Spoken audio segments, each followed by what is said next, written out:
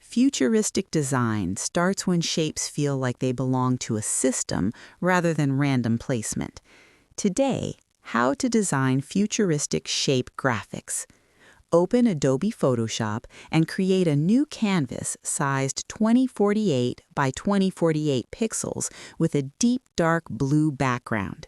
Select the Rectangle tool and draw a wide horizontal bar across the center using a glowing cyan color.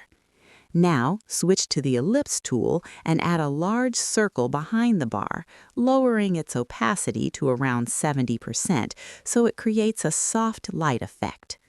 Choose the Polygon tool set to 6 sides and place multiple